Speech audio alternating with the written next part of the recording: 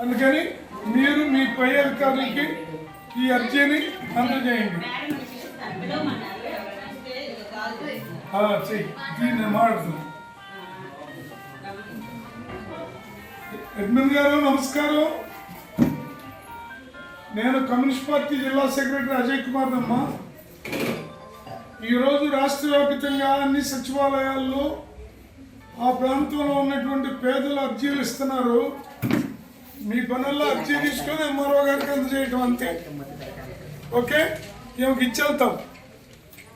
Okay okay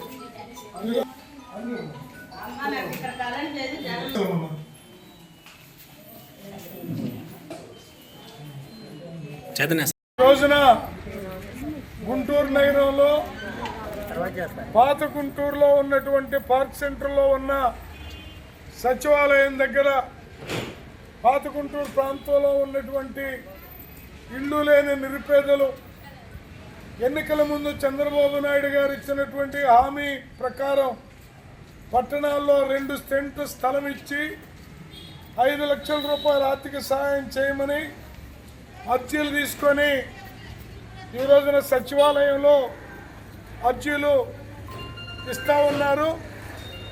రాష్ట్ర ప్రభుత్వం తక్షణమే స్పందించి నిలువ నీడ లేక ఇళ్ళు లేక ఇబ్బంది పడుతున్నటువంటి వారికి చంద్రబాబు నాయుడు గారు ఇచ్చిన హామీ ప్రకారం 2 సెంట్ల స్థలం 5 లక్షల రూపాయలు ఆర్థిక సహాయం అందించాలని ఈ సందర్భంగా సిపిఐగా డిమాండ్ చేస్తూ ఈ పేదల తరపున అర్జీలు ఇవ్వటం కోసం ఈ సచివాలయం దగ్గరికి రావటం అనేది జరిగింది.